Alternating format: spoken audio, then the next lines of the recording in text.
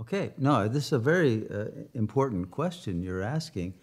You're right that it is the sensor that is controlling your ability to retain or take in or want to, even though your conscious mind wants to, but because the mind is split, the conscious mind of the ego has no power in any ego. It's you know, a flag catcher. It rationalizes and it thinks it has free will to do something, but it cannot break free of the narrative that is going on at the subconscious level. And the narrative that controls your ego structure is threatened by this information, right?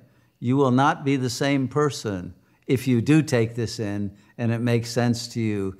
You will grow, and that growth will require you to let go of certain attachments and loyalties that you have.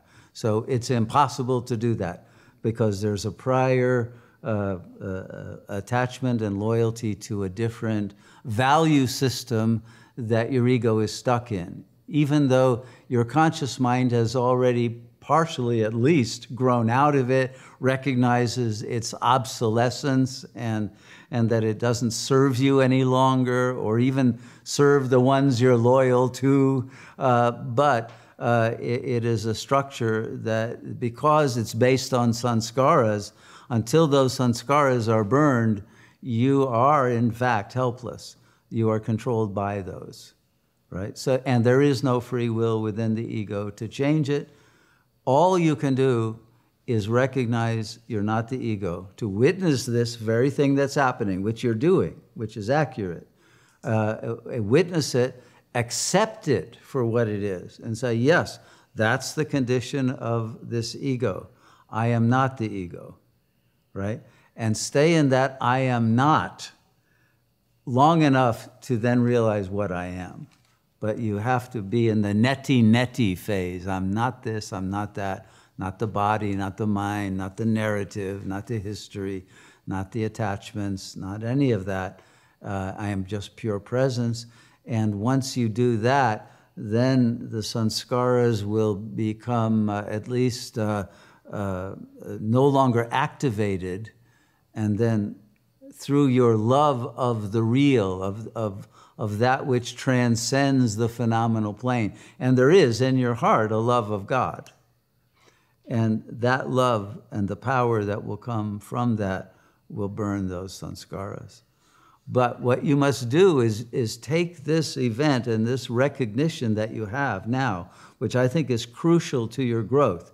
It's like you're at a crossroads by seeing this and saying, I don't want to be in that state where I can't take in new information that threatens my paradigm of the ego. I want to be able to shift paradigms and get to higher levels of reality and to let go of those others, because I can't even serve the others I'm loyal to from the level I'm in. I can't offer blessings and wisdom and peace and inspiration, etc. So to fulfill my own love, which is, it's love that's holding you in this. It's a misplaced love because it's a limited, finite love of past figures that are internalized, but it is love.